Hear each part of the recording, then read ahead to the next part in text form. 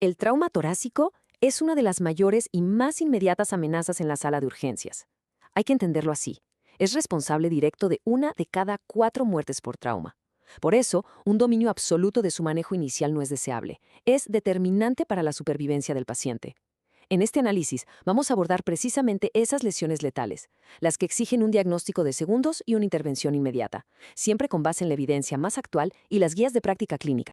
Nuestra ruta de análisis es muy clara. Primero vamos a ver la dimensión del problema, por qué es tan grave y los mecanismos que lo hacen letal. Después nos metemos de lleno al diagnóstico, que es literalmente una carrera contra el tiempo. De ahí pasamos a los algoritmos de tratamiento, los pasos que revierten una muerte inminente. Y cerramos con los factores de pronóstico y lo que viene a futuro en esta área. Bien, empecemos. Para poder intervenir con eficacia, es indispensable, es imperativo, comprender por qué estas lesiones matan y con qué frecuencia nos vamos a encontrar con ellas. Miren, esta cifra es contundente. 25%, 1/4 parte, de todas las muertes por trauma se deben a una lesión dentro del tórax. Esto no es un dato más para un examen, ¿eh? Esto establece que el manejo del trauma de tórax es un pilar central en la reanimación de cualquier paciente politraumatizado.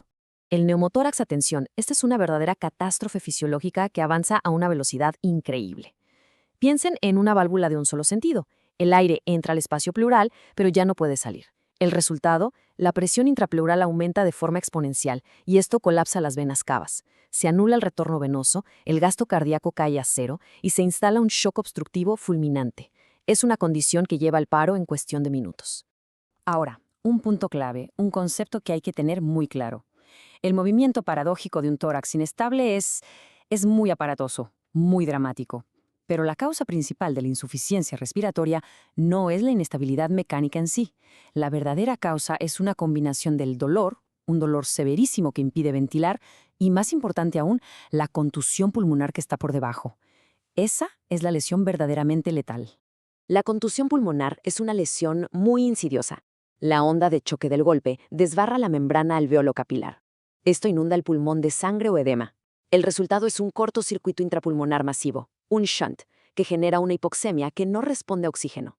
Y a nivel molecular, el daño tisular desata una cascada inflamatoria sistémica, la llamada panoptosis, que básicamente convierte a ese pulmón en el motor de una falla multiorgánica.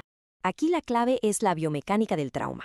Durante una desaceleración súbita, como en un choque frontal, el arco aórtico, que es móvil, se desplaza contra la aorta descendente, que está fija a la columna. Esto genera unas fuerzas de cizallamiento brutales justo en el istmo.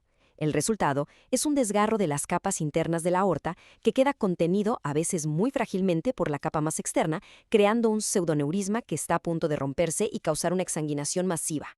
Muy bien, pasemos al diagnóstico. En este escenario, cada segundo cuenta. La precisión y la velocidad no son un lujo, son la única condición para la supervivencia del paciente. Esta tabla es fundamental. Compara nuestras herramientas diagnósticas clave.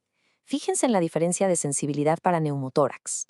La radiografía de tórax, acostado, que es lo que solemos tener en la sala de shock, puede no ver el neumotórax hasta en un 72% de los casos, mientras que el ultrasonido EFAST tiene una sensibilidad de más del 95%. La tomografía, claro, es el estándar de oro, pero su uso se reserva y esto es crucial para el paciente que está hemodinámicamente estable. Ante un paciente en shock, la elección de la herramienta diagnóstica inicial no es una preferencia, es una decisión que define el pronóstico y no admite ni un segundo de duda. La respuesta es inequívoca. El protocolo EFAST, en segundos al lado del paciente sin moverlo, sin riesgos, nos permite confirmar o descartar las causas de shock obstructivo. Es sin duda la piedra angular del diagnóstico en la sala de reanimación moderna. Ahora, más allá de la evaluación inicial, tenemos tecnologías que están definiendo el futuro. La tomografía de energía dual ya no solo nos muestra la anatomía, nos permite ver la perfusión del pulmón. La radiómica, que es análisis con inteligencia artificial, puede predecir qué pacientes con contusión pulmonar van a desarrollar un síndrome de dificultad respiratoria. Y la troponina T de alta sensibilidad es obligatoria para evaluar el riesgo de una contusión miocárdica. Bien, con el diagnóstico hecho, pasamos a la intervención. Lo que vamos a ver no son sugerencias, son algoritmos, son secuencias de acciones probadas, diseñadas para revertir estos procesos fisiopatológicos que son letales. Para el neumotórax a tensión, el tratamiento es el diagnóstico. Apenas se sospecha, se actúa. El primer paso, descompresión inmediata con aguja. Y ojo, la edición 11 de ITLS actualiza el sitio de punción al quinto espacio intercostal, línea axilar anterior, para maximizar el éxito. Inmediatamente después, el tratamiento definitivo, la inserción de una sonda de toracostomía de un calibre grueso de 28 a 32 French. Aquí estamos ante un cambio de paradigma total.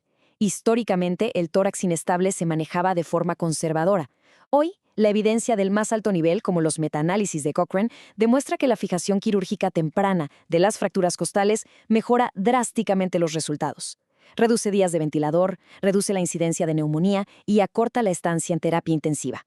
El manejo de la contusión pulmonar es de soporte, pero es un soporte de alta especialidad. El pilar es la ventilación mecánica protectora, para no dañar más el pulmón. Es fundamental ser restrictivos con los líquidos para no empeorar el edema pulmonar. La analgesia tiene que ser agresiva, idealmente con un catéter epidural para mejorar la mecánica ventilatoria. Y en casos de hipoxemia que no responde, hay que considerar la terapia ECMO de forma temprana. En la lesión aórtica traumática, la reparación endovascular, el TEVAR, ya suplantó a la cirugía abierta como el estándar de oro en pacientes estables. ¿Por qué? Por su menor morbimortalidad.